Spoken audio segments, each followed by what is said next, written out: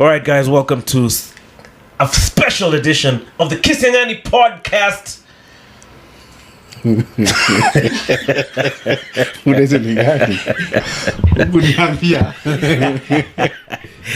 You guys comedian why you guys? My brother. How you doing, man? Hey, it's been a minute, man. It's good to see you here. Kwa salama, good to see you. Nimengojea the whole day. Nilikuwa nimeita madancers pale nje. Wameenda hapo. I think ndio hizo basi mbili unapata hizo basi mbili. Masaa zili. Hata vizuri sijapata wale kwa madancers mlima bana. Wale kwa sura mbaya bana. Walisema mmekaa sana bana. Nilikuwa nimalipa mpaka saa 8. Viatu, umeleta viatu bro. Costerian you guys. No, but Karibu, it's been a while, eh? It's been a while. Tambo used to hang out quite a bit and talk, man. I don't know what happened. Life. You started doing English comedy mkadisappear. Bwana wale wengine wanafanya comedy ya nini?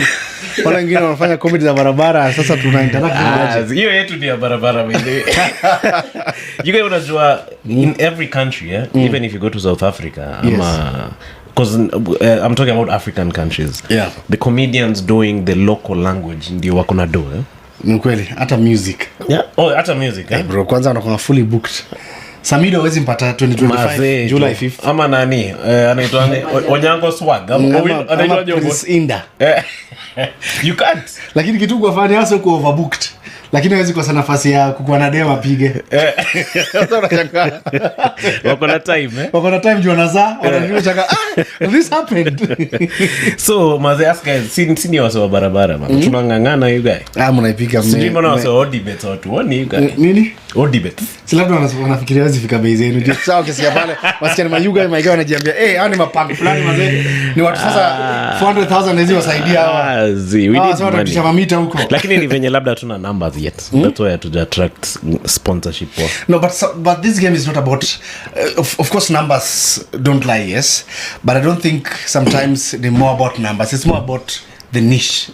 Because whatever crowd you na attract kwa hiyo kitu mnafanya wako so important than mse labda mwenye kuna numbers na haja discover ni nini exactly anataka kudo. Yeah, true. So sometimes when you have a niche, it's very easy to even convert.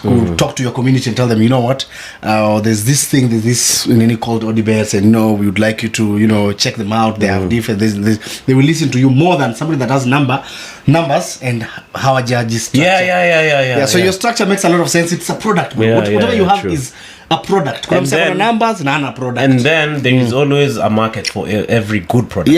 Yes. Ushaona hiyo video ya you again? Check you again. Unaona hiyo as in quality ya hiyo like it's very low quality, but unaona venye like it's trending all over the world. Yes. So it doesn't matter because the content. Yeah, it's the content. Wale focus kwa content. The content really matters. Unajua Brown Mauzo ana shooting na 4K. Hata ana shooting 8K.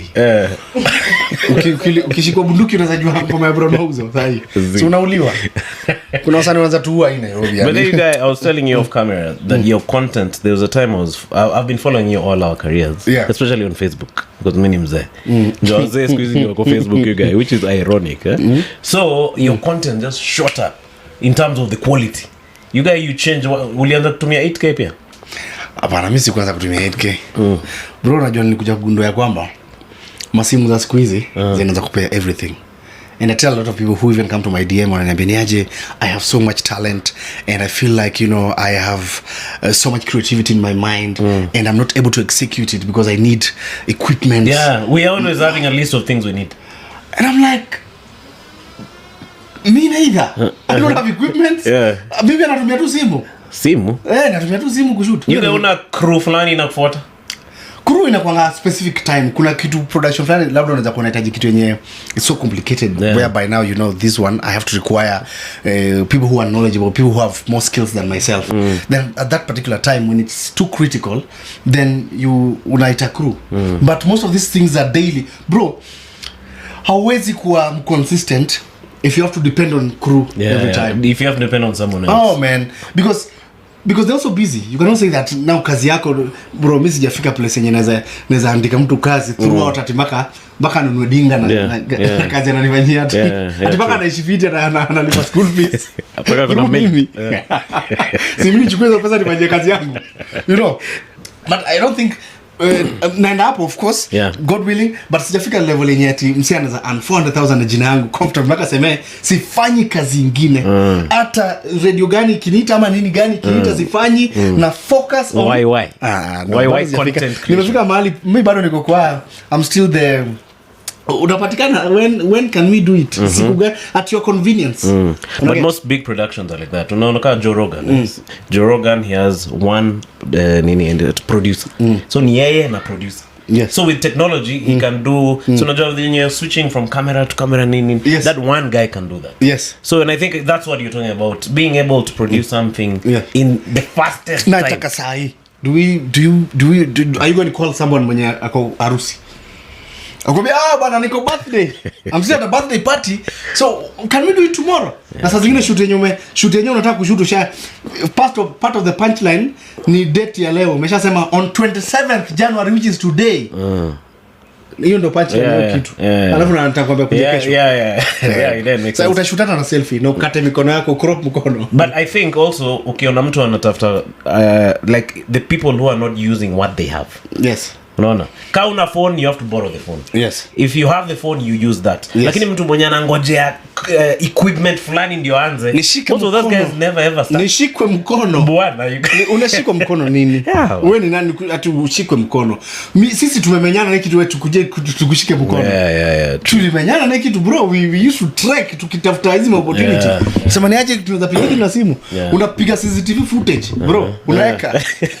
Bro, 1 megapixel. 1 gani? 0.5. No, si 1 mega. 1 pixel.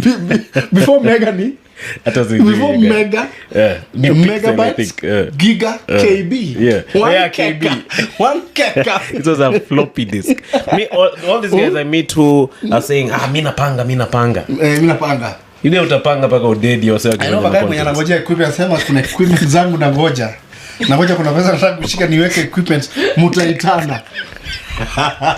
I've been saying for the last 5 years. He's waiting. Sisi tunasonga tu with what we have. Bro, let me tell you something. It's sometimes it's not about quality now, inakuwa tu ya kudistinct.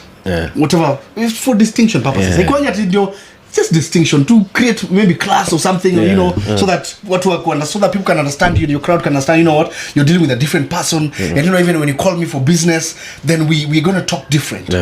But the most important thing inakuanga the content. That is why sex tape yako ikienda akiwa nini raw footage ama inakaaje utatrend. Watu wanasema no, it's not 1080 HD. So we're not watching these guys. Please, can you try and get a substance? This is not going to trend, guys. No, we can't. This can't trend. This can't trend now. This can't trend. It will trend, you bro. It will trend. Guys will really zoom in. It will trend. It go better. It's a Telegram zinakuwa high quality. Yeah, true. Zinakuwa high quality, zinakuwa zina download hata. Yeah, in fact now kuna wase waki like nikai hizi bar, you know like hizi bar kan Njugunas. Like akitengeneza ndio watu wanaacha kwenda huko. Ushaona hizo content zenye ziko hapo wase watch. Yes. So you just do what you're doing with what you have. Yes, with what you have, build the capacity, then go to the next level. That's you cannot conquer. Yes. That's why, sorry, I'm interrupting you. Yes, no That's problem. why again you read articles about a comedian and anasema squeeze mazeni nimechapa. Na he's being recorded. Yes. Saying the way things are bad, he needs help.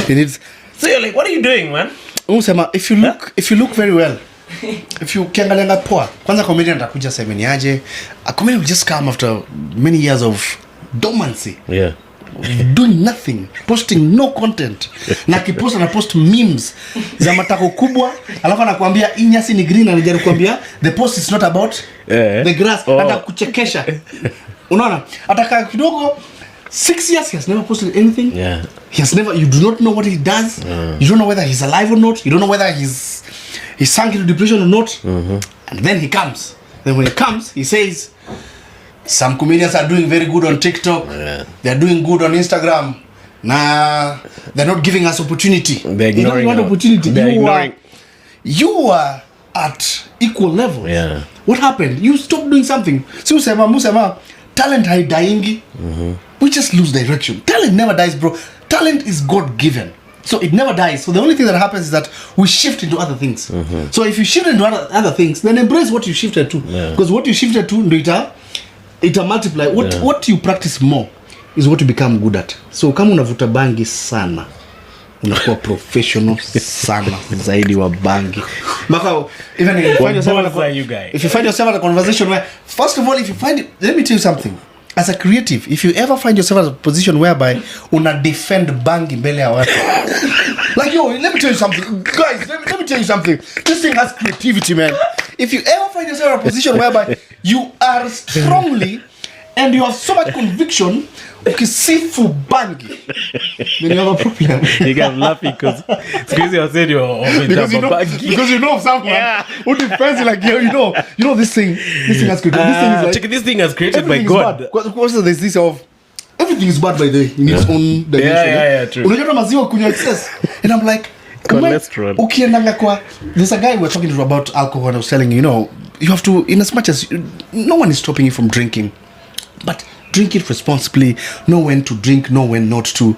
And then I'm like, hey, hata unajua ikwangi mbaya, kitu na maziwa ni kitu same. Nikamuuliza, check nyuma ya glass, what is written, what are the warnings written behind the packet, behind the glass and behind the packet ya maziwa. True.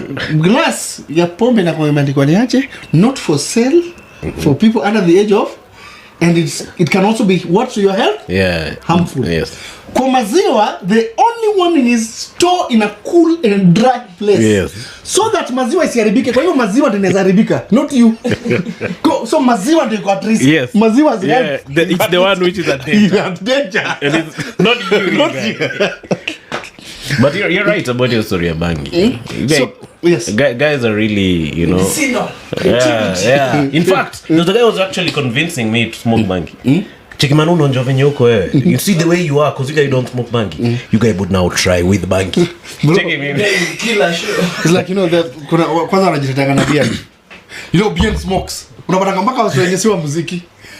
Bien smokes this thing. How come they're not getting the same results? Unasikia creativity yake. Unasikia creativity yake vile ya smoke yake na creativity. There's a friend of mine who says, lakini utogenge tunibia navuta.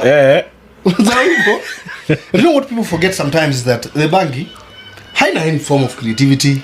It's you, right? It's in you. Just that the thing is, bangi labda inatoanga an aspect of confidence yako sazingine unanga. So in most situations, if you feel like you need to drink or you need to smoke, ndio perform poor, then as an aspect of you has a low self-esteem. Yeah, true. Because you need to build the capacity, self-confidence to a point that, you know what, I can do this. So that bangi kikam naifanya for fun. Wacha nijifurahishe but certainly I'm depending on this bangi. Do you remember when we were at Churchill Show? There were guys who could not perform without drinking. Yes. And it's the same thing. It's a mindset. So me, I used to be like, it's not you performing them. If you're depending on the drink, that means you're not the one performing. It's a guy who's creative, very very funny, but anasema panami lazima nitandike ka tatu hivi kabla nipande stage. And you know one funny thing about that is, as a comedian, before you go on stage, you must have performed these jokes to yourself. So they were funny when you're doing them to yourself. Yes. Without being inebriated. Yeah. You are not drinking, you created without drinking. And then now you say, during performance, you need to drink. It's crazy. I tell you why it's crazy, because over time, you'd see that same artist deteriorate. Bro, go and check any artist, be it a comedian, be it a paint artist, be it whoever who is in the creative industry, content creators, influencers.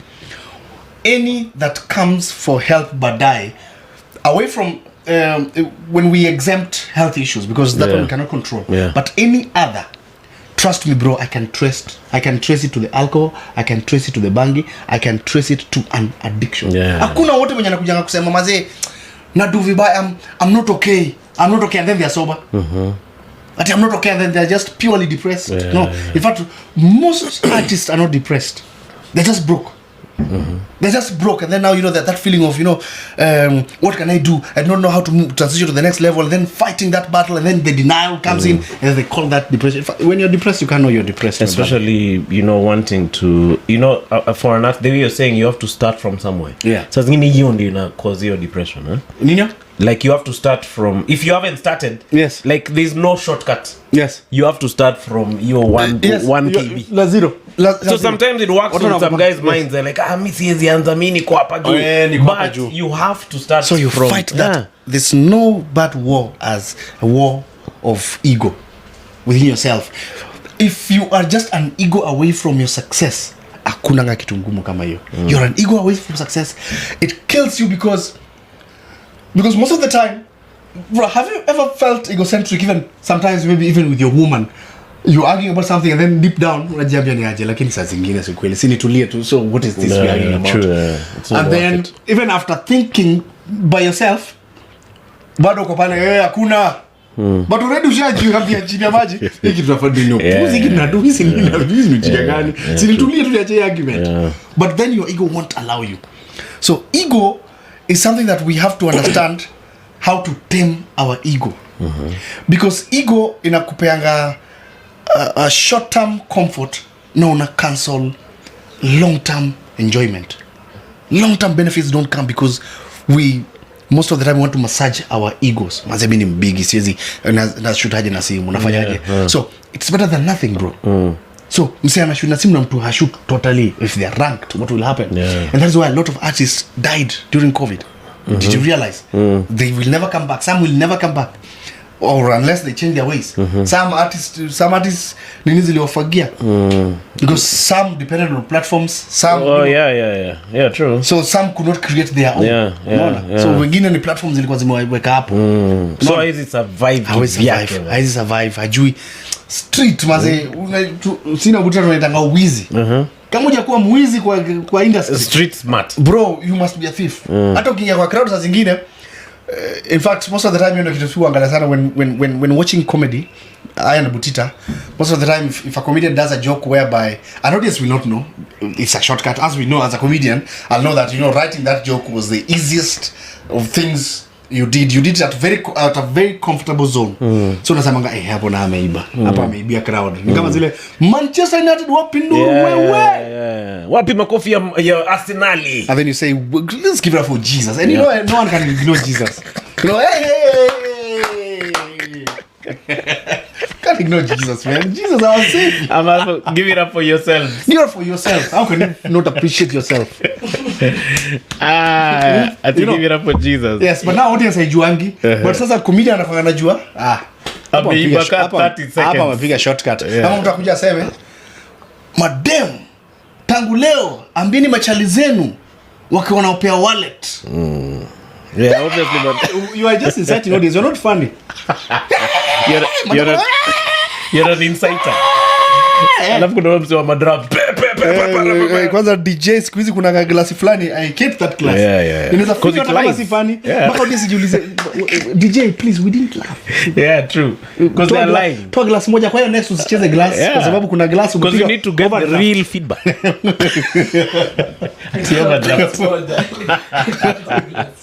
Umefuliza drum nini? You guy. Glass. Where time ya COVID ni ulianzisha your show, the one you're shooting.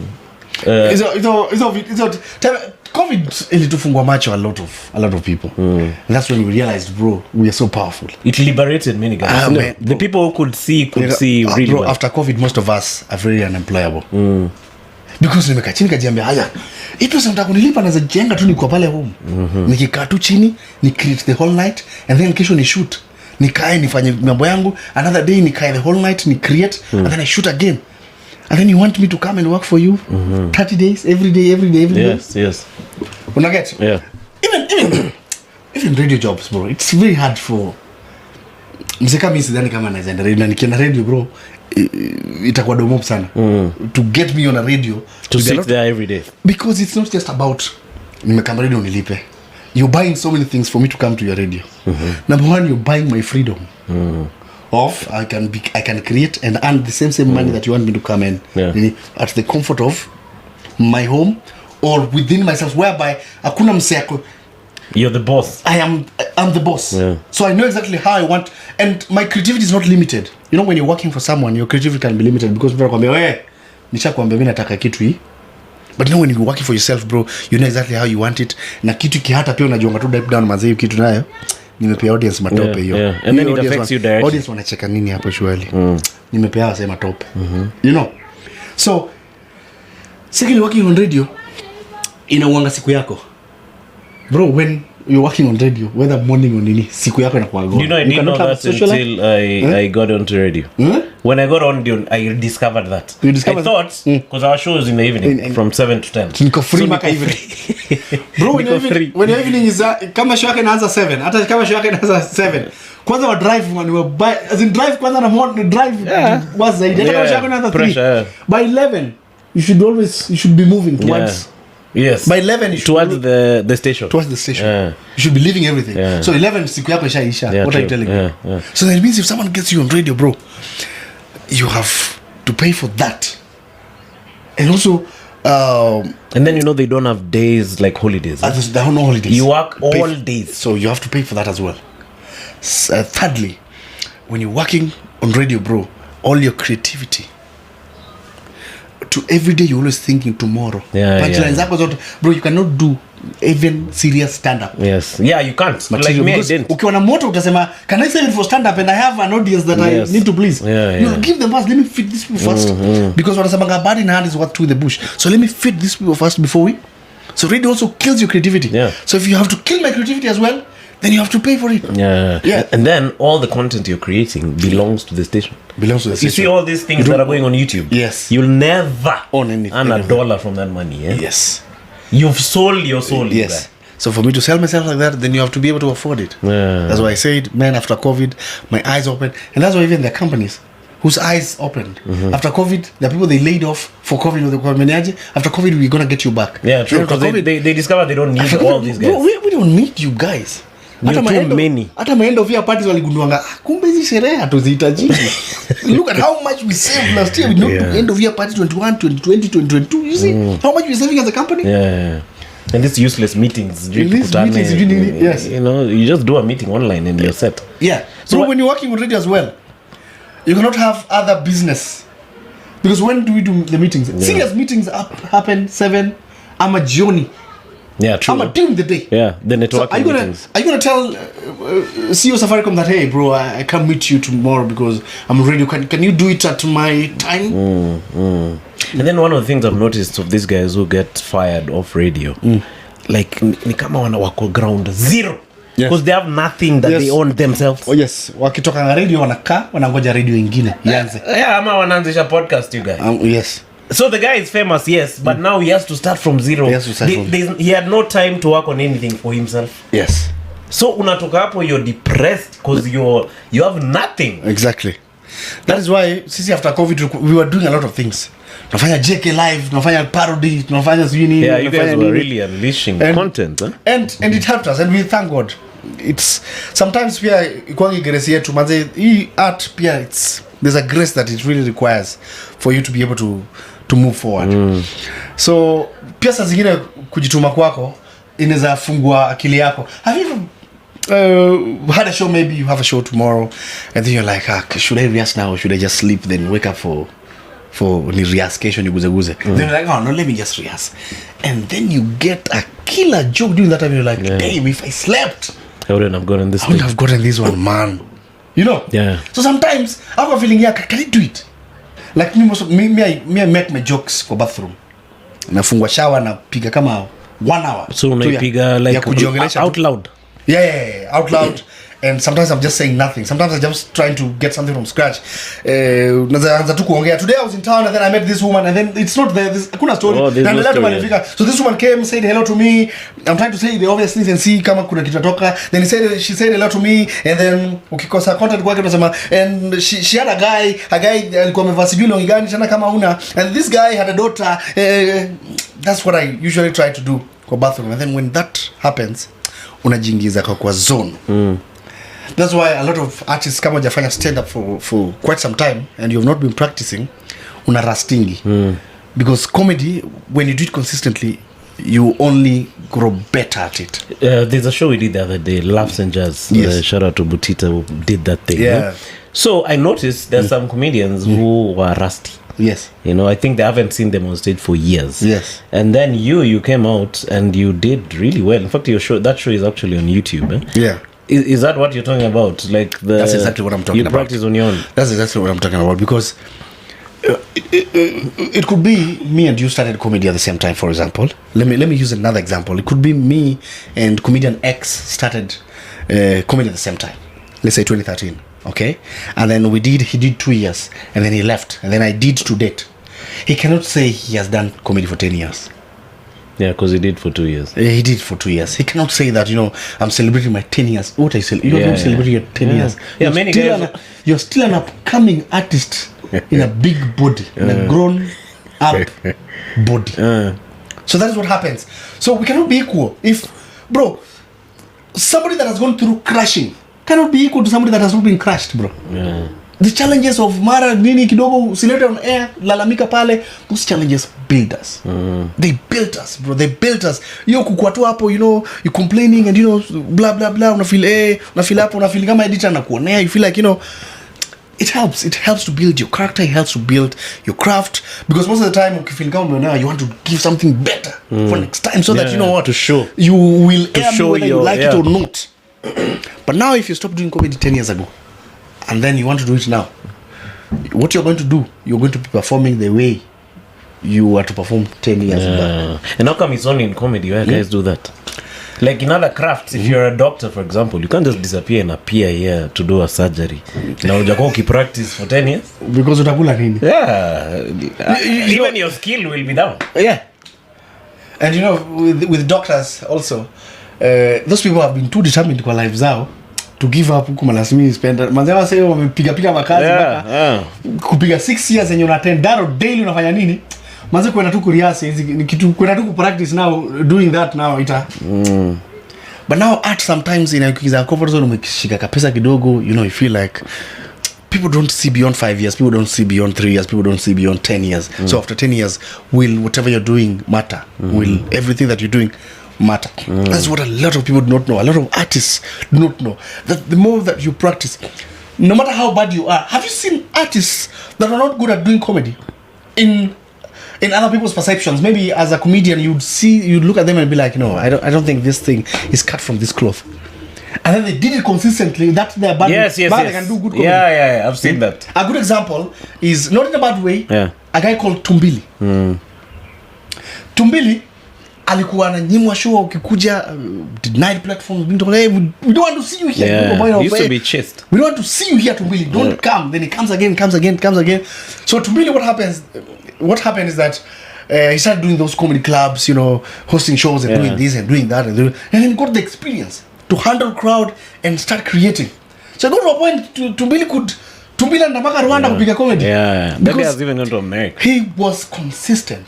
So you can be so good and talented, but if you are not consistent, then the less talented with consistency and will beat you. And he'll overtake you. Like you'll just see him passing like this. Yes. Hi? Yes. How did this guy get in front of me, man? Yes. That's amazing, Mazi. So COVID. So the main way now you're making money during COVID was YouTube, huh? And endorsements. Yes.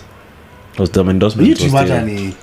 YouTube is just like marketing money, right? It's just, let me just do it so that people are ni investment ya brand tu, ni ya brand tu. Hizi ma social media ni za brand tu. But real money comes from Kenya. We are still at a point whereby craft hailipi per se that you can monetize your content na ulipio directly without YouTube na nini ati the way unasikia ngati sijui nani analipwa for special yake, sijui nani analipwa for what, nani analipwa for what, nani analipwa for comedy zake, for video zake, sijui. We're still not there, so we still depend on corporates. That is why if you're good with corporates, you make it, whether you're talented or not. Ukiwa in bad books with the corporates unaumia. Because you just need the numbers and be in the good books. Corporates, you only need one phone call, bro, from a corporate, and that can change your life. A lot of people's lives have changed just because Safaricom called, because Telcom called. For what called? Do you have a story you can share of a corporate which Tandika and you can say, "Ala"? Bro, a lot of corporates have changed my life. And a big shout out to bro Odi. Okay, those guys took you guys to Qatar. Oh man, yeah? Man. I was with you guys like 2 days ago. A few days now on mko Qatar. Bro, check me. Bro, let me tell you something. Among the corporates na waknazo, bro, Odibets is among the best when you're working now.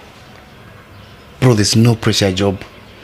The marketers and the head of marketing, I to agree, understands marketing, is a marketing genius. He knows very well that some of these things in creativity as he require pressure. Also, they don't try to stifle your creativity. And they don't tell you, oh, can you bring it fast? We approve it. Yeah. Let's approve your content and then you post it.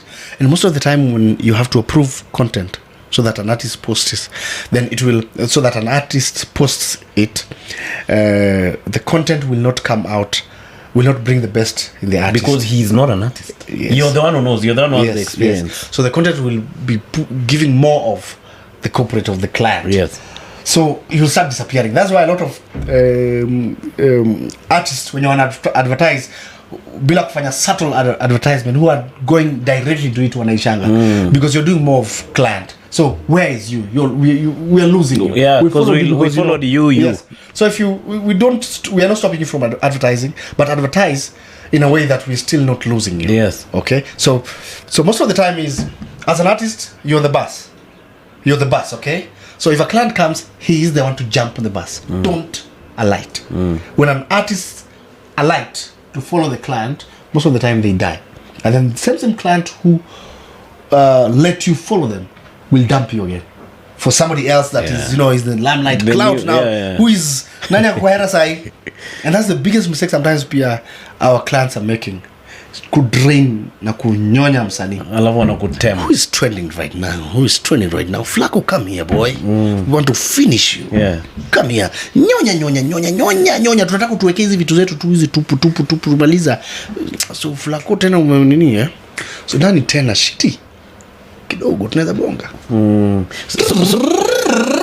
So most of the clients, most of corporates, they don't participate in building an artist. Like unasikia huko nje sijui nani, they molding and feeling like there's a talent here, let's see how we can make it better, let's see how we can invest in it. No, they invest in a ready our corporates want they want a ready product so they can place their product in the middle. They don't want to take the journey with you. No, they're not. So how do you balance between? Because sometimes I see a very good, for instance, on Instagram. Yeah. So on a concept line na imeshika, and then corporate inaingia hapo. Then every day he's just posting that thing. He forgets to post now the other entertaining things that I used to enjoy watching. So what's the balance between now posting for the corporate and now keeping your followers entertained? You must understand that these corporates looked for me because I was entertaining my people. So therefore, for me to get more corporates, then I need to keep on entertaining. Let me do some of this, entertain. If you go to my Instagram, you realize that sometimes I just decide, hii wiki na mwatuni, hii wiki nawasumbua tu na pictures za mama. Kuwasumbua tu, but najua kwa mind yangu. And even hapo watakupasha hapo kwambie, now you have stopped giving us content, now you are giving us your family. Unamenyana nao hapo. But then you guys really respond to they fans, come fast. They are my family, they come fast. They are the reason. Mwingine ananiambia achana, huyo demo amekuingia kwa kichwa. Achana naye utaisha. Nikamwambia huyo dem ndo ananiandikianga jokes, so nikiachana naye nitaisha. So you must embrace her. But then you guys really menyana with those fans. You menyana with them because they don't require wisdom. I realized that there are some people who are too stupid to apply wisdom on. If you apply wisdom on them, they take you for granted more. Wanafeel huyu jamaa ni mjinga. So the only way to also make them, mali amekachira jabie ile kitu imefanya nyewe ni upuzi. And that's why there's even something I said on an interview about blocking people in advance. I usually block people in advance. Like if I can go to Eric's page and then just watching what he has done, and then I realize somebody is too negative hapo, no. So you block that guy. Soon this guy is gonna follow me, man. This guy is gonna get to me. This negative I don't need it. That is funny. And then when they write a negative comment, the other ones gather there. Yeah. Kama anawaita anasema hapa ndio tukaya. Sadists. Bro, Kenyans are sadists. That's why today, if you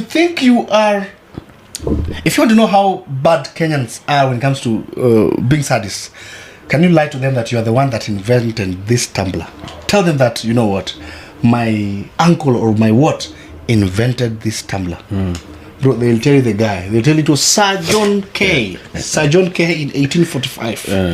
And he invented it at Sri Lanka. They know things. Bro, Kenyans have... There's a song that Ethics walifanya. Penda na mudai penda. It's not, you know why it's not on YouTube? That or some. If it's not that, it's another one. But one of the songs that hit that time, it's not on YouTube. There's a Kenyan who did a research to know where that beat was stolen.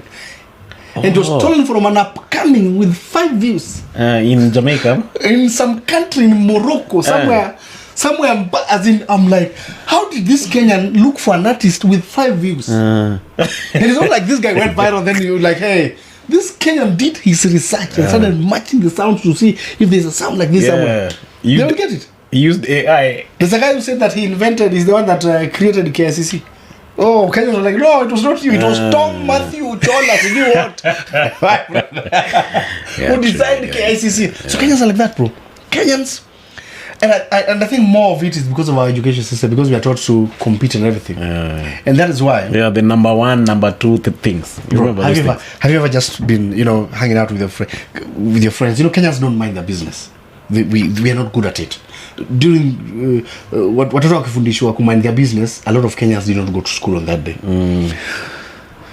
Have you ever been hanging out with a bunch of your friends, like everyone is doing their own things, someone is on their phone, somebody else is talking to their wife, somebody else is doing this and that, playing Candy Crush, and then your phone dies. You're like, hey, what am I going to do? Let me do something at least to keep myself. And then you start doing some press-ups. Then you do. Then when you get up, unasikia sauti kwa kona, hizo ni 9. You're like, fuck, you are counting. Like no, wait. And who said they're supposed to be 10? A random guy. Who said they should be 10? Yeah. Like hizo ni 9. Who said they should be 10? What if I wanted to do 7 and then I added 2? Who said the standard measure of pressure is 10? Yes. Yeah, like true. This girl has been counting. You have been doing that. Where is only 9 bana? Yeah, they judge you. Yeah, you guys, that's rough, you guys. Wait, you guys. And now all of a sudden everyone now is showing you their skills. Kuna hii mkono moja hii. Now all of a sudden tufanye hii. Hata afanyi anakuambia mse mwenye anafanya. Now all of a sudden now your pressure is now being turned into a joke. Everyone is doing their own skills and alisoma sijui wapi. Now walikuwa kwa simu zao. But how do you entertain such guys? How do you balance?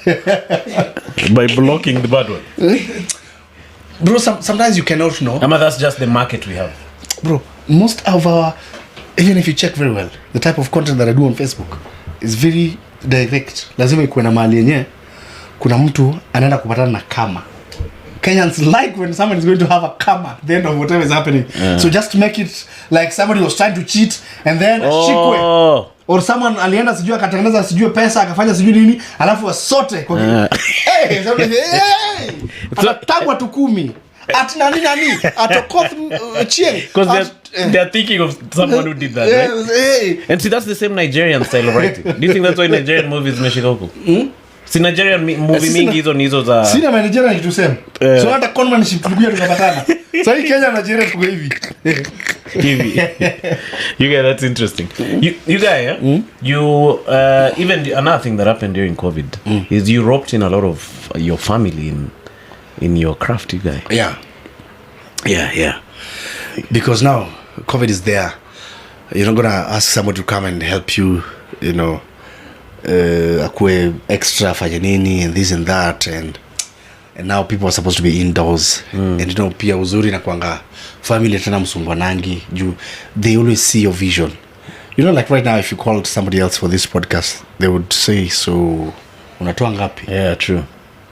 Because you don't have any relationship. Yeah, they unatoa ngapi? Yeah, because they don't see why they should. I'm coming to work. Yeah. No.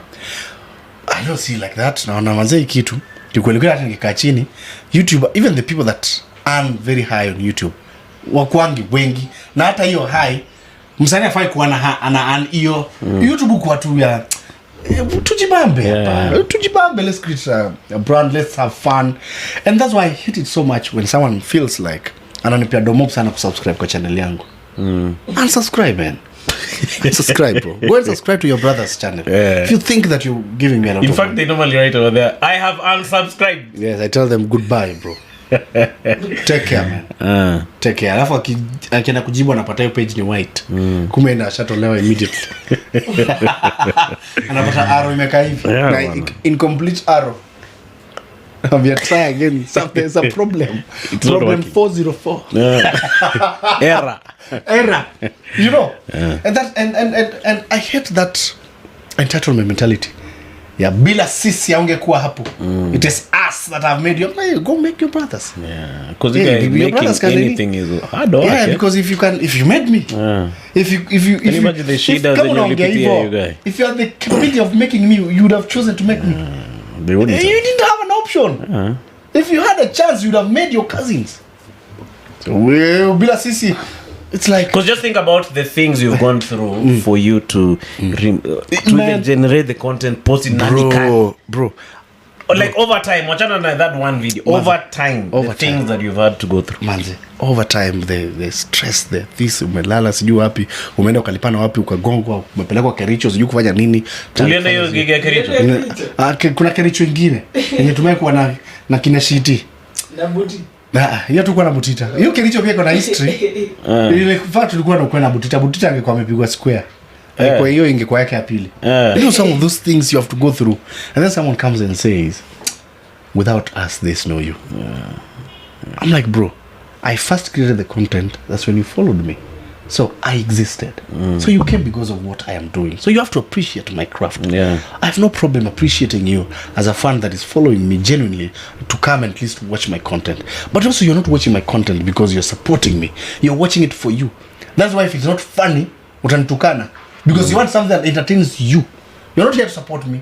You're here. That's why if you don't love Nyashinsi's song, utamtukana. Usipopenda ngoma ya Meja utamtukana. Usipopenda ngoma ya Jua Kali utamwambia bwana Jua Kali ametoa ngoma mbili zinafuatana. Safi sana na moto sana. Unaona? They start saying such things. Because most of the time they don't watch for you. Do you think there's anyone who can go to watch your channel for you? I'm very busy. But for Emmanuel Kisiangani, let me watch him for him. And I'm not even going to listen to what they are saying. I don't want to achieve anything. I don't want to benefit. Let me just watch this 1 hour of podcast for Emmanuel Kisiangani. And not for myself. Not for myself. I'm not gaining anything from this. I don't even want to laugh. No, friend. They do it for themselves. That's why if it's not funny, they move to... That's the truth teller. Like if this thing is not funny, they'll move very quickly. It's like going to Nini. It's like going to a shopkeeper. And then you're like, hey bro, nipe mkate bwana. Bila sisi ya muko. Bila sisi, ni sisi ndio customer, bila sisi ya muko hapa. I'm like, bro, umekuja hapa juu uko na njaa. So hujakuja kuni support. Yeah, true. And then when you go to that supermarket enough times, ungekuja. And then if you don't find that bread there, you'll go to another supermarket. Utaenda tu mara mbili. Then you're like, hey, these guys are not giving me what I want. So you'll go to the next shop. Because it's what you want. But you not go at it. Nimeshiba, but let me go and support this shopkeeper. Nipe mkate. Nimeshiba. Unaendanga tu kuona njaa. So it's always about a need. So an artist is just like any other career. You cannot say that kuna mtu aliambia wewe bila comedy ungekuwa unateseka sana. I'm like, it's like saying bila daktari bila hospitali angekuwa anateseka. Like this world is created like that. There's something that you have to do. It's symbiotic. So you can't start arguing that you can't start wewe bila mashule. Wewe kama mwalimu ungekuwa unateseka, kama kungekuwa na mashule totally ungekuwa unateseka. What argument is that? Your idea ya comment section was a very interesting idea.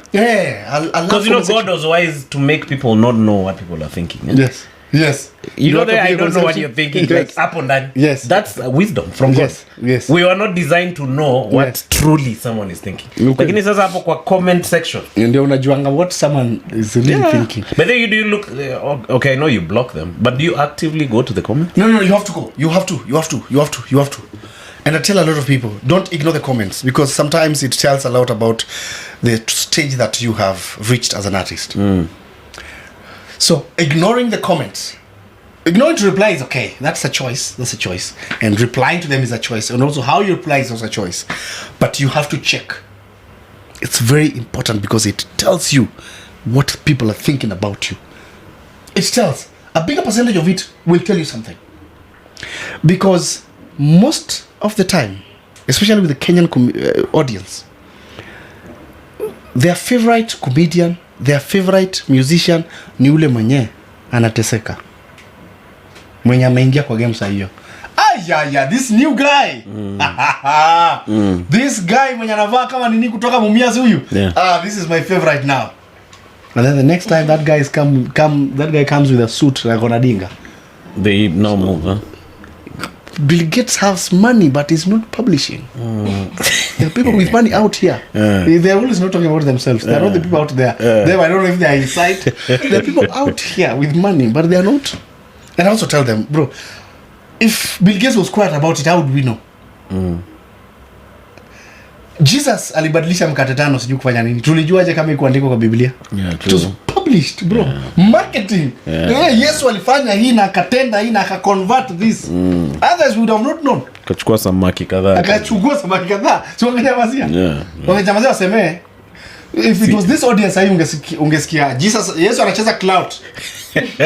Yesu anacheza clout bwana. Sasa umebadilisha mkate, sasa tujue nini? Kuna watu hapa nje wamebadilisha manini, wamenunulia watu sijui nini na waongei mikate 2. Kina David wamenini, amerusha Goliath na mawe kidogo hivi kamwangusha chini. Una mkate 2 unaongea. Yesu anapenda clout. That's what Kenyans would be saying. Clout. Hata wajuangi sasa zingine. Sasa hata wajuangi wakiweka, you know, clout, first of all, the meaning ni power and influence. So if umeka kitu alafu nakwambia clout, then it means hata ni positive. Yaki fikira mekutukana, it's a positive meaning. Unajua nakwambia influence and power. You guys kuna video fulani ulifanya ya clout. Yes. Do you remember that video? Yeah, Kenyans use it for nothing. What is that? The heck is that? It's a train. This train is interrupting our podcast, you guys. We were talking about your video for clout. Yes. There's a video you did ya clout, eh? Paka in our scene, the comedians walikuwa na ukisema tu kitu wanasema hiyo ni clout. You're saying guys don't know the real meaning of clout. The two words that Kenyans are really misusing.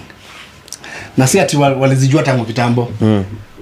They heard about them recently. Clout and simp. Clout and simp. Kwanza simp walisikia kwa Kibe. Na Americs. So Kenyans, anything you appreciating your wife, simping. You umeanza ku simp sasa. Umeanza kuwa puni, umeanza kuwa simping. Simping it's being used for nothing. For as in a lot of people, Kenyans, let me tell you something. I want to kutumia simping. I was not very good at English. I'm not even now. But simping is going overhead for someone to do, is in going out of your way in extra manner to please a woman who doesn't like you or who does not reciprocate. So if someone is with their wife, it cannot be simping. Yeah, true, baby. Because that is someone that reciprocates. Yeah. They are together, they are married. So they don't say simping. Yeah. And how can you tell simping from a picture? Yeah, true. How can you tell someone is simping from a picture? Because pictures, people pretend. People can be like, they pose. I see those people online, the ones that I've been training for the last 2 days. Sijui Saudi Arabia, sijui nini, sijui nani alikuwa anaosha vyombo, sijui ni, you've heard about them? No, I haven't seen that. There are 2 girls. There's a girl and a boy who has been training for the last couple of days. Wamekosana, sijui nani alinunulia gari, walijifanya, sijui gari libebwa, sijui nini. You know what? Yeah, you saw that. Yeah. But in the real sense, if you see them on picture, you go, hey. Oh, they're smiling. Huh? Oh yeah. So it happens. So he's simping na clout. Wakenya wanatumia sana. You guys you're talking right now and I've thought about it as we like this moment. Most of the people who hang around you end up being very, either you choose guys who are good artists, ama they draw the energy from you. Because look, now your wife is doing very good. You guys do very nice stuff together. Yes. From the moment. From the moment you started posting, your bro over here at Hapa Tosh, doing very good things. Your little sister, your mother. And I heard you on another podcast saying you're the first guy in your lineage who became an artist. Yes. So do you encourage them? Ama what happens? How do they get so good? I think so fast? I think naturally. I don't know if it's because I'm a firstborn or anything, but I'm a natural, and I like to get the best out of people. Even when we were starting life with people like in a DJ Shitty can tell you, I used to put on pressure on this guy. It's like, bro, you have no idea how big you can be, bro. You have no. Before we linked DJ Shitty to Abel Mutua, at a funeral, bro, I was just, bro, you have no idea who you can be. Kwanza character yako ya nini? You have no idea. In fact, I remember you telling me when you mseni mnoma sana ma story. Yes. Cheke, ushaisikia jamaa? Ushaisikia stories za jamaa? Yes. The day you told me that. So I used to put on the pressure. So sasa kwa nenda Nakuru, and you know, nilikuwa na air sana. So I was likelihood of me to make tuchapa ilikuwa rahisi. So once in a while nilikuwa naambia aje bro, toka Nakuru bwana. Rudi to shoot. So that time he was living in my house in Kahawa West. So I would say, you know bro, put the energy bro. Rudi Nakuru pesa ngapi? So 4. Ndio shika so 4 rudi Nairobi kuja tupige. Even on the day that he went to do the show that changed his life, bro. Tulirehearse na shit like the whole night. Show yenye tulikuwa tunacheza Abel. Oh, okay. Ya Churchill Show main show. Ya kwa story fulani za Waluya Kaptembwa. Yeah. We had to, even the show bro, without that show. Hapo ndio Abel spot, huh? No. We went to kwa magazine. So when tukatoka Kahawa West, so I also went to Nini. I went to Ngumba, and because before then Shitty alikuwa na keja fulani Athiriva back in the day. So before that nilikuwa na keja, and so after show nilikuwa nazaenda hata nilale huko kidogo, you know, after show nilikuwa nazaenda toka nilale huko na nini, but sasa alikuwa saa zingine Athiriva ilikuwa na kwa mbali, so saa zingine akasema saa zingine alikuwa anajiambia wacha nipumzike juu ya this or that, and challenges pia alikuwa na his own personal challenges akaacha nayo. Sasa alikuwa na comedy Nakuru nini kama bro tumejanduna kitu ya consistency, and we got together. Even the times I went through punishments because nilikuwa rafiki yake, especially when I was dealing with directors who did not like him, so nilikuwa naza nyimwa show because when he based old boy unafanya nini old boy, and of course you know the person. You see what I'm doing? Yeah. No. I'm going to show you guys about shit. Yeah. So you get it. So we put in the pressure. Put in the pressure to the end. Hata hiyo siku yenye tulikwenda tukomenda matanga ya mzee Juan. Hapa Langata. Then met Abel. Uko sawa nini? Nikamwambia bro. Tukamwambia na we were with Butita actually. Tukamwambia bro. Do you know that there's that feeling of, you know, your dad is trying to introduce you to someone and this is like kuja ongea na mdosi wewe. So like kuja hapa. So this guy bro ni mnoma. Tunaomba na Butita. Jamani hatari sana. Na anaweza kupiga ni fulani. Yaani huyu tunamtambua. Okay, kuangusha si kuja tuambie. Akwambia kuna kitu yake yote tucheki.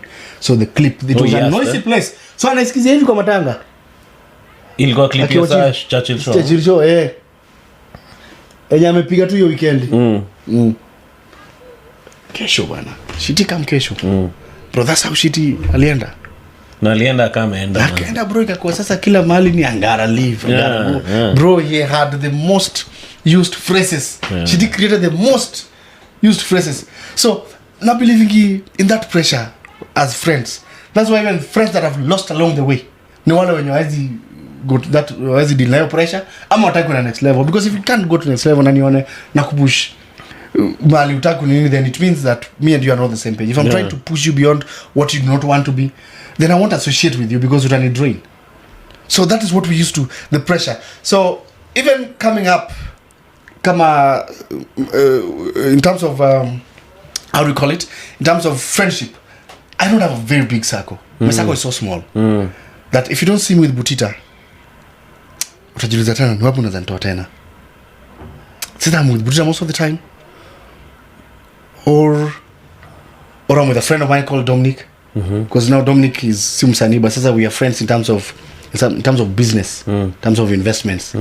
Okay, Butita ni usanii tuta pamoja, so as much as we discuss things in a growth and investment and nini, but usanii tuta pamoja, una get.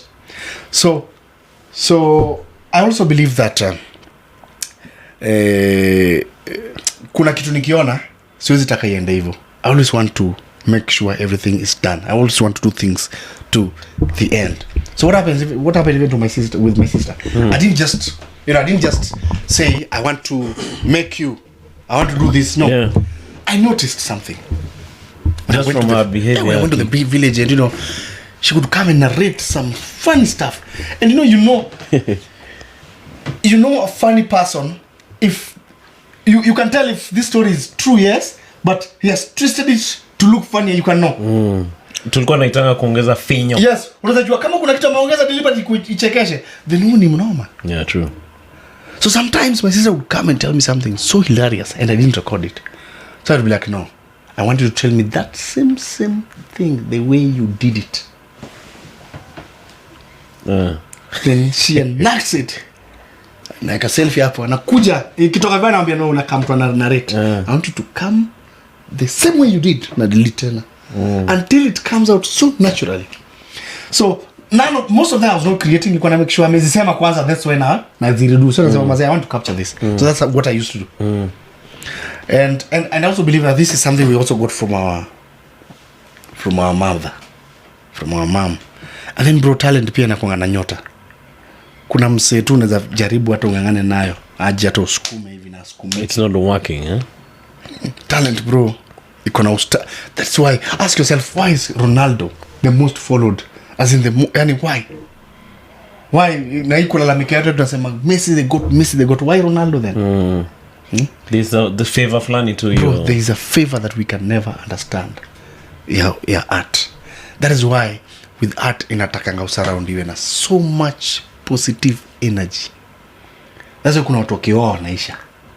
Kuna watu wakioa wana flourish. I get. So also the people you interact with and the people that you decide to give your life to for as a partner, for example, to marry and cherish and whatever, and to love in sickness and in health also matter. Because some of those people will either weigh you down. But you're also a spiritual guy, right? Yeah, yes. Because nowadays I'm seeing a trend where people are, you find people are finding joy, not joy, like they are proudly saying the way they don't need God. They used to be a God in Jesus. I find it to be very bullshit. That's bullshit, bro. So we are existing based on what? On our what? Yeah. So we are existing based on what? Where did we come from? Have you ever asked yourself? Like imagine from an egg to another one, then fertilization, and then una grow na kwa mbigi. As in hiyo kitu ndogo hivyo yenye ilikuwa mpaka uwezi ona na microscope, iko na masikio, iko na macho yake, iko na nywele. Kuna nywele hapo, kuna mipira hapo. Yeah, man, it's complex, bro. So it's I love artists who are proudly they admit their spirit. We're not perfect. We're not perfect, but una admit. Yeah, you have to, bro. You have to give credit to some power that you don't understand, bro. Sometimes I would write and joke and say, "No, this is not my brain. No, there's no way that I wrote that. There's no way. No, that's not me." I think there should be more artists like that because sasa wase wanapotea sana. Bro, we have to give credit. We have to give credit, even if hata kama jina yake si God, because maybe jina created na, but the supernatural being has to be honored. Hao wengine wenye tumedividiwa nayo Christians that's okay, but God, bro. Bro, like today anything can happen. Unaamka tu leo tena kesho so different. You guys juicy manze. And you guys don't think about that. There's no power over it. They don't think. That's the most random shit. They don't think. Like you don't think. And I was even this conversation we were having with Butita the other day, and we were like, you think a human being just invented an airplane? You think a human being just sat and asked themselves, hii kitu nyinyi mnachezanga na dunia? No, bro. From scratch, like we only have land and trees, and this guy akakupea aeroplane. There is hata nilikuwa nasema na Butita, kuna vitu labda Mungu tu alikuja akadu in form of human beings. Tukijambia ni binadamu fulani jana ndo nani? Bro, because there's no way who thinks like that. Yeah, for the first time, and una reason unasema hii kitu itaenda na ikai huko juu. Alafu notice ideas natokanga at the same time. Yes. As in, if you have an idea of an aeroplane hapa in Kenya, kuna mse. It's the same thing even with jokes. Yes. You're sitting here, you get an idea. it comes in your mind, and then you hear someone else who you've never met talking about the same thing. Yes. That means there has to be a trigger that made you think that thing. Yes. Have you seen even Kenyans trying to invent stuff? And then we pamper them, we lie to them. That, this is dope. Na mtu invent helicopter, aikimbii. Ile propeller inakimbia. So what is that? He just put a motor. It cannot carry you. So what is it? So what is that? Alafu and then ni multiplication unaanza kuambia biligezi alianza hivyo nini? You can't call that an invention. It is something that already exists. If you want to come up with something that exists, then you have to do it better than what exists. You want to come up with an iPhone 15 yako yenye umejenga, alafu ni simu ya matope. What are you telling us? The government should sponsor this person. Yes, you sponsor. That's what they normally say. Sponsor them to manufacture more of that.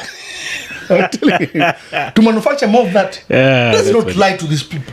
If you have to invent something that is useful. You cannot invent a helicopter yenye ikimbii. Haizibeba mtu, haizienda angani. Hata wewe mwenyewe. No, they're talking about your potential. Hata potential to do what? Okay, how useful is it? That's the question. How useful? Sasa akipata hiyo support you guys. Support from who? Support gani? So you're inventing what exists. That is funny. Wewe sininunue ndege, si ndio zile ziko pale 150 million, sininunue zile. Yeah, which is tried and tested. Yeah, true. If you come up with a machine, uniambie hii machine, ukini nayo unashiba. Ukiweka tu kwa mkono wako hivi unashiba instantly. I'll try that because it does not exist. Yeah, it's a new thing. Yeah. It's not that's an invention. That's an invention. Yeah, true. You cannot invent a microphone alafu bado kwa hii invention yako unatumia microphone za kampuni zingine za kitambo. You're still using cables that were invented by other people. So what is yours? Yeah, true. Kwa kitu yote there's nothing that is yours. Kama kwa ile helicopter, sijui motor amechukua ya kitu kingine. Ya bike. Ya motorbike. Ya motorbike. Yeah, so if the motorbike guy did not invent the motorbike, then your talent is useless. Yeah, true. So if your talent depends on someone else's invention, then it's not an invention. If it depends on some, it's not an invention. It has to be as independent as what I can say. But let me tell you something. I'm not here to hurt your feelings, but I'm also not here to protect your feelings. No, but we have in Kenya, all right. It's if you tell someone the truth, people don't want to be told the truth. It's a very rare thing to find someone who tells you the truth. Yes. And if you find that person hapendwi, they say you're arrogant. Yes. The only person that I feel like alifanya invention hata kama ni is that guy in Homa Bay, a student mwenye he actually created his own frequency. Yeah, I think I saw that guy. He created his own, because frequency was not to get is difficult, you have to buy. But that guy created his own with two gadgets too. Yeah. Mpaka anafanyanga radio hapo kwake na anasikizwa Homa Bay County. Mpaka watu wanamsikizanga. Na kajenga na inacheza kwa radio ya kawaida. No, that is a skill. No. But don't come with mabati ya nyumba ya mbwa. Umeenda kangoa misumali, ukatupigia helicopter ati umejenga ka kitu yenye iko na tushimo, hata ukipana ndani pressure is going to, and you know flight dynamics inahitaji sana nini? Pressure and the speed of wind and everything. And then iko na shimo, helicopter iko na you guys, that is hata unajua helicopter iko na shimo kwanza ikipanda juu.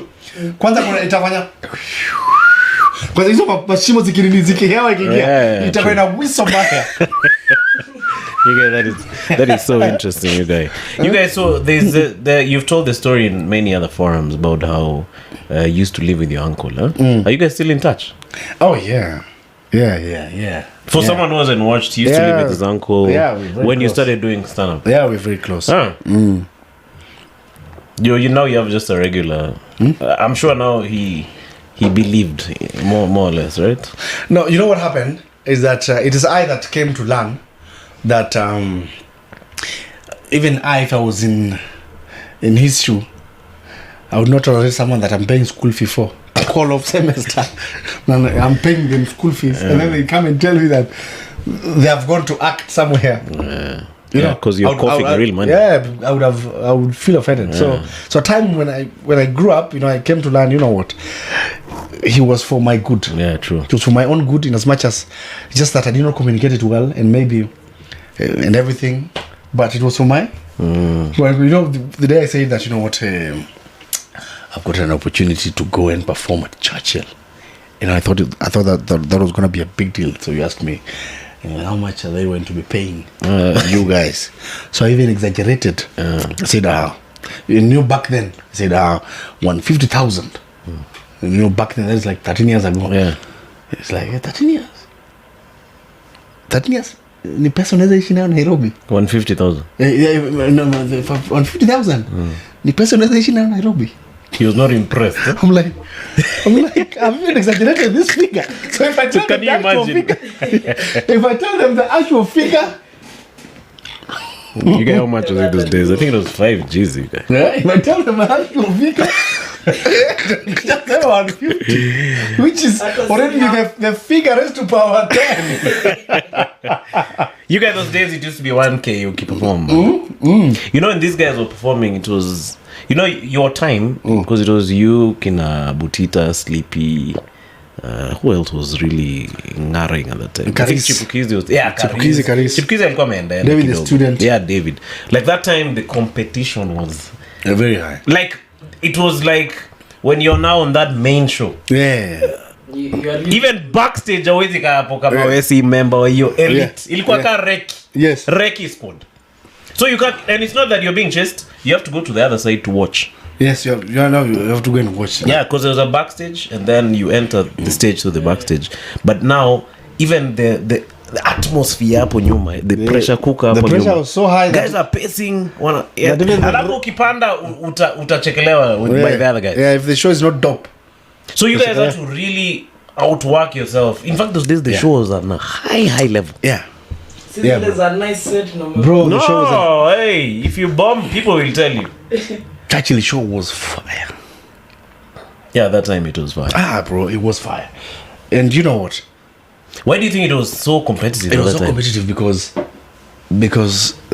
the people who are on that platform were competitive.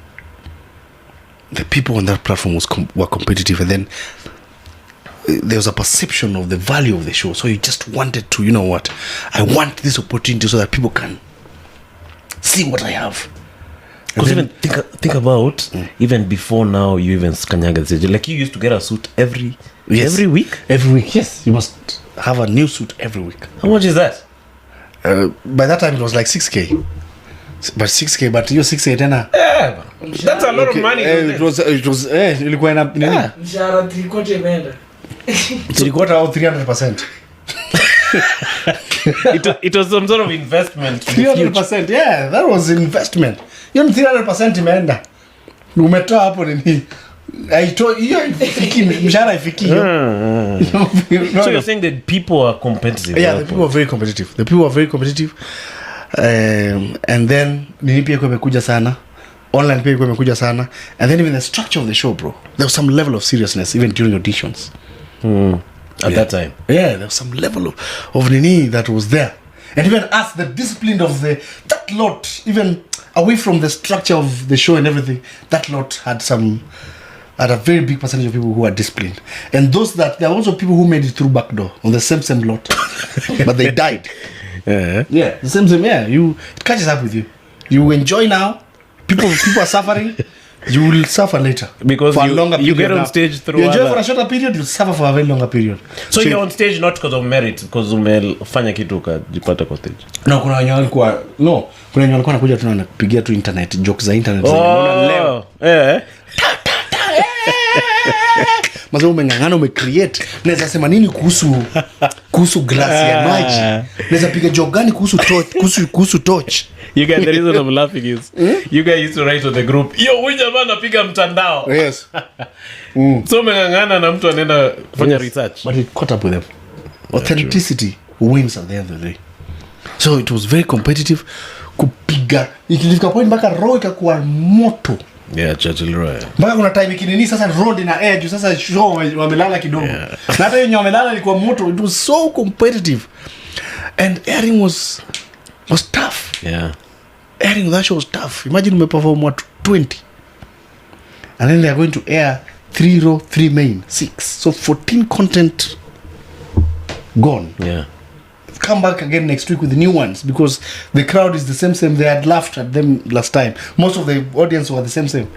And how did you guys sustain that? Because that's our model is. Us guys do American style, where we build material over time. So joke moja naeza ichapa hata 1 year. Bro, if you meet a serious a competitive one from ile stage mnaweza umia. Unaweza umiza. Marathon ama mpate platform ya ku offload every week. Yeah. I feel like if you get a platform like that, instinct through your kind of no, but also not instinct. If you program yourself, it will take a lot of discipline as well to shift into that. Yeah. Because if you consistently giving good stuff. Yes, because if you're used to offloading after months for a long time, then it means also you have also spread your creativity. So then you also have to learn how to offload by yourself because there's no platform to offload it. So then you have to learn to offload it yourself. Because I also attended some of those comedy nini, and in fact, because I know most of them are watching, most of them have really criticized us. Bro, that sisi atufanyanga comedy. You know some of them have criticized us. Hata nimwasikia nikiwa hapo. Nasema watu, man, can you say that sisi hakuna comedy tunafanyanga? Can you say you? No. Can you say that? No. So I've had some, bro, we are really working hard, genuinely. Yeah, true. Like, bro, if you guys paid your dues. If, bro, you're shooting every week, new content. New content. Na unapiga kama 10 minutes, 5 liter air, ama isi air tena next week. And you're there on Tuesday, Wednesday, and Thursday. So after performing, it means that you have Saturday. Because Thursday, watu walikuwa wanataka show saa ngapi? Saa 7-8. So Friday imeenda. Because tutaamka saa 8. So Friday is gone. So you only have Saturday and Sunday to create material. And maybe Monday. So that by Tuesday you're... So that by Tuesday you're and it has to be hot stuff. On Tuesday, it's not like you're auditioning, you research. You are performing. Vile utafanya Thursday. It should be fine. Mpaka isipokuwa fine hivyo na. And audition had tension. Sometimes you know the film. Audition was harder than the nini. You know? Yeah. So generally, a lot of people could see it from outside and feel like, hawa watu. And also I think pia kuna comedians wa shortcut wenye pia waliharibia watu wa real content jua ma shortcut pia walikuwa wanapata airplay. Ma shortcut kwa mitandao.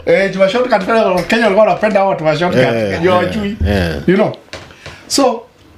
So every week you have to do that. So and I remember there's a time when I was just beginning nikiwa bado kwa anko yangu before ni call off.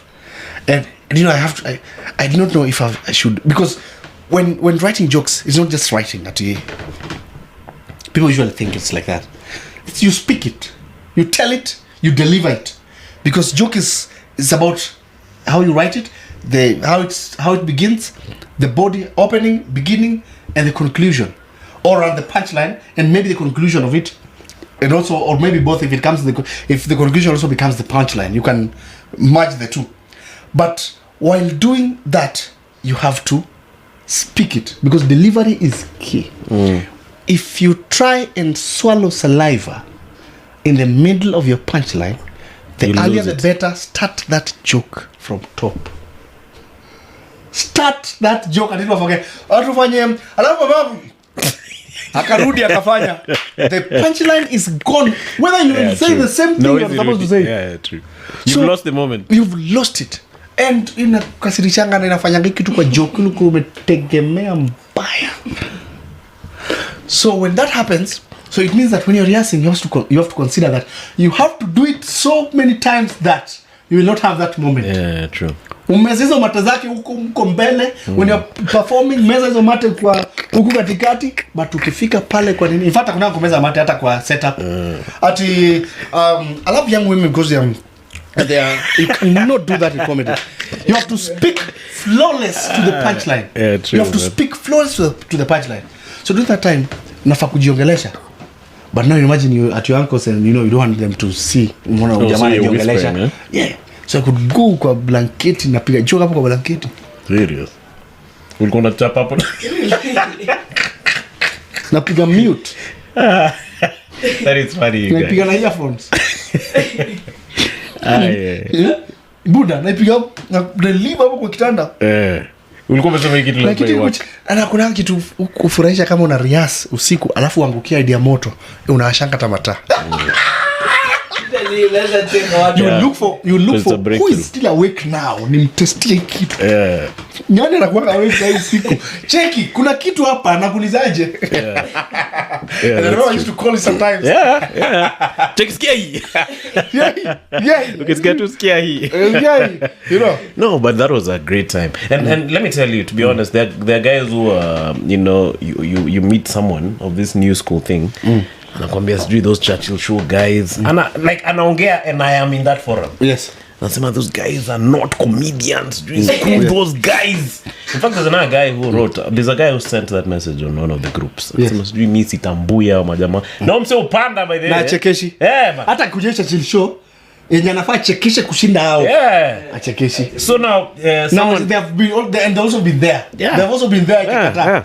So someone wrote over there, look at our best guys here. Where are they from? Who are our best guys who are on this platform of ours? Wametoka wapi? Mamito Manu. And me, I wasn't even on. Me, Churchill Show was flying under the ground. You guys, those guys, Doug. Although Doug wasn't really a Churchill Show guy, but ukipatia mse mwenye amepitia hiyo pressure, you just give him a mic like this. Me, I think they can work on any stage. They'll just get the formula in a few minutes. Those same Churchill Show comedians in that your crowd. Unashanga continue to because it's a skill. They challenge you the same crowd of yours. Because it's a skill which you get. There's a time when there was a show ilifanyika Laugh Festival. They invited a lady called Njambi. Yeah, I remember. From the UK. Yeah, I remember. And before the posters, in fact, after the posters were released, I think there were some teasers and based on the shows that she has done. You know, the shows were trending on social media platforms and every person was like, now this is the comedian. Now eat your comedy. Now this is the comedy now. Now please, this is what this one I can pay 1,000 shillings, 10,000 shillings for to watch. And she came. Same platform. Same person you are praising. The people you are despising nailed it, and after nailing wakaenda come back straight sasa kungoja kuona show. Bro. And it was bad for her. Bro, she has never felt like that her entire life. It was bad. And you know, sometimes the platforms that maybe wase wanakuanga inaweza kuwa comfort zone feel kama kuna msemo mwingine hakuna kitu anadu. Kumbe wewe mali huko ule msemo ali yako akaenda pressure yenye akiwacha free vile huko anaweza hata kumaliza. Yeah, true. You know. And so I've heard a lot of these people saying and the way us mimi na feeling mazee na appreciating you nilifeel bad the time when I was at one of those, I don't know if it was Punchline or what, and then I had someone say that and I was there and maybe he said it because pia alikuwa ameniona and I'm like sisi manze the media zonambia manze it's to manze show manze I come there and I don't ask for complimentary. I've never if there's anyone in my it's a complimentary aseme kwa hizo show I come kama kuna nini and I pay and now na show.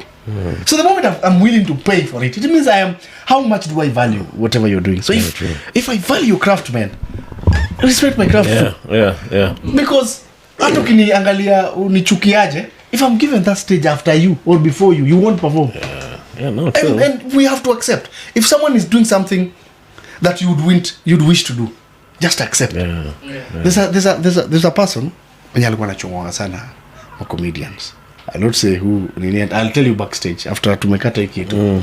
Wanachongo sana wasanii. Alikuwa actor. So tunasema vile kuna kama comedian kuna Juzi nimeona akifanya comedy. Kwa hivyo he has been wishing to do this thing. So issue yake kumbe ilikuwa ya wivu tu. So mjuzi ingia stage fulani hapo. Alipanda ama aliwa. You never kill. You can't kill bwana with that mentality bwana. You will kill him what? You can't kill with that attitude. But also another thing which was different in you, Butita. I think it was you and Butita. You guys, first of all, you're using almost your name because like you didn't have those names, and then haukuwa na character. Like ilikuwa tu wewe. You know, you go on stage and you do your show. So do you remember the way someone with a character would come? Alafu ana prepare. Yeah. Like in 3 shows they are, top. Yes. But they don't last. Shows. Yeah, they don't last. You know, because Because you know what happens is this. It is what takes you up there that you will need to sustain you. Okay? So, if you use hard work to climb the ladder, then anytime you work hard, things will be good for you. If you use shortcut to go up there, then you will never survive without shortcut. You will never. So, there's one thing about Tricky was a character. Yeah. But Tricky had jokes. You could see, man, he's a character, but he has written his jokes. Yeah, man. he has depth. He's not depending on the character. Yes. You know, there's jokes. But there are people who depend on the character. So the moment you're depending on the character, it means it's a style of comedy. So the moment we have known already that, ujamaa anakujanga tu hivi na nini yake, we will try to check siku ya kwanza. Check you. It's funny. Hey. Then the third day now, I want something new. Because you are not predictable. You are predictable. Yeah. You're not unpredictable. You're so predictable. The moment you come on stage, I know very well that you're going to make me laugh by trying to shut up and look like you are from the village or you're from what. And then I'm like, if that is the issue, then the audience wanafika point much if that is the issue, then everybody from Western is funny. Everybody from Kikuyu is funny. Then every person who lives in Kisumu is funny then. Because you are coming to talk the way they talk. So then why don't we just call one of them to talk with authentic accent to give us that? You get the point? That is why if you had jokes, even in the character, you'd do survive, very well. But if your work is to depend on this character, and when you're a character, I call it shortcut because it lowers the expectation of the audience. They don't raise the bar for you. That's why even someone who is an MC will not be judged harshly if they're not funny. But if you're called from backstage, then there's so much expectation. It's very easy for people not to judge Jesse, whether it just comes but when it comes from backstage, it's another story. Or it goes for another show now. Yes, you could be surprised by some of the best MCs that you have. If they were told now, please, you're not MCing. Now, just come from backstage and give us an act and move. That's when you know, damn, this thing's different. And that's why people even have to understand, people that are watching these Kenyans, they should have to understand that there's difference in craft. Comedians are not the same. Comedians who do this and this and they are not the same. Comedians who act, comedians who do this, and the comedians who do all. The comedians who act, they do stand-up, they do nini. Comedians who do skits are not stand-up comedians. Yes. Sometimes. Yes. Most of the time. Yeah. Most of the time. They're not stand-up comedians. Okay? But sometimes I compare who you are skit na who you stand-up comedian. Yes. Na mpaka saa zingine wanaita huyu wa skit kwa event na wanampea microphone. Yeah, so he has no experience in that. He has experience in creating something that ameshoot. So yeye ukitaka event yake, mwambie ni aje to create kitu ya 30 minutes watu wata watch kwa end of year party. Then he will give you the best of him.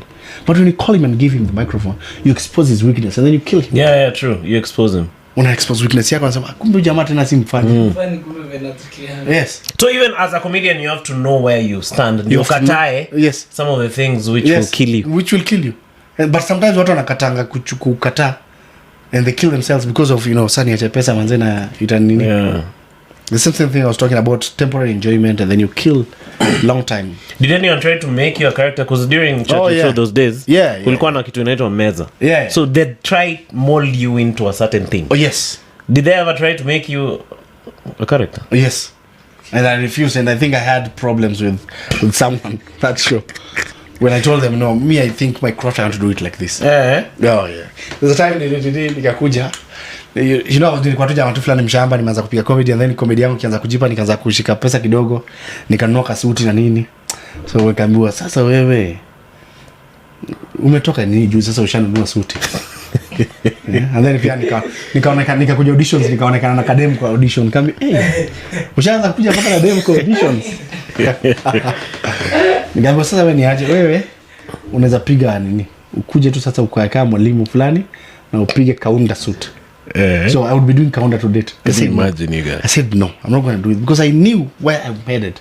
So most of the time, as you start your art or as you start your business, always look at the end product. Focus on, as you move, you must have the end goal of where you want to go. Don't move at let's see how things go. I don't believe in that. Let's see how things go. You must have a clear picture of how you want the end to look like. Because when you're working without having a clear picture of how you want the end to look like, then what are you working towards? How many steps do you know you're supposed to make? How will you know if I'm falling or not? How will you know when you arrive? You will not know. When you arrive at your destination, you won't know. How will you know when you're going back? You will not know. Yeah. So I knew exactly what I wanted to be. I had a clear picture of what I wanted to be. I wanted to do, because the people that I used to follow were Chris Tucker, Chris Rock, and Dave Chappelle. So I wanted to do that form of comedy whereby, you can just be clean, and even when lights go off, you can still be funny. Yeah, still like you can perform from backstage. If waseme audience imejaa sana, you cannot stand here. So perform from backstage, then you can still make them laugh. Yeah. Without telling them, no, kuna venye nimevaa leo nataka waone. Kuna longi fulani kuna nayo kubwa. No, but honestly, look now, even now, just look. Yes. If you do a survey and check character versus the guys who are just trying to be themselves, the guys who are being themselves are still around. It's sad, but it's true. And also every character that was writing jokes. Yeah, not depending on it. It's the dependence. The moment your craft depends on anything, then you will never move forward unless that thing that your craft depends on is available. The moment it's not at your disposal, then you will suffer. Yeah. You guys, we're almost running out of time. How come there's never been another show like Churchill Show, man? How come there's never been another one, like a new one? Like, how come it's not been able to be replicated? It will come. You know what happened? What happens is that a lot of comedians as well who do stand up, but your show, it's just like Churchill Show. Only that it's not on NTV, it's not on Citizen, but that's the Churchill Show on its own as well. We can say that because it's happening regularly. It's the same thing, just that it's not on NTV or it's not on Citizen or it's not, but it's the same thing. The moment it's captured, that's the only difference that will come. And also, I think most stand-up comedians also came from that show. So it would also feel like, trying to create your own would also, even for yourself, would feel like, what, I'm trying to battle my master. It would feel like that. Even if you're genuine, it would feel, even for yourself, even without them telling you, you'd feel like, what, even the Kenyans would tell you, now sasa unafikiria umemea nini, sasa umezishika ukaona zimejaza mkono. Sasa unataka, you'd feel like that. So I think one of the major reasons pia imekuwa ni hiyo, because a lot of people wamekuwa born hapo. So na feel, wacha tu support. Tuko poa? Nini, limit. Limit, time. So lazima katu yanze. So do you wind it up? So tuko na how many minutes ndio to wind up? 2 minutes. Yeah. You guys, you'll have to come back, you guys. No problem, we'll do it. Huh? We'll do it. Are you recording now? Yeah, I'm recording. We've actually run out of space. So but thanks for coming through, man. Asante mtu wangu. I think hata tujaanza hiyo convo visual. Cool. Oh yeah. I think we can have this convo for like 5 hours. We can have it for the there's so many angles. So many angles to look at it from. Yeah. So I'll invite you back again, you guys. But thanks for honoring my invite. Asante. I called you one time na ukakam, you guys. Bas. Nikaenda nikaomba hapo kwa church nikasema this is my year. So thanks, man. Asante. All right.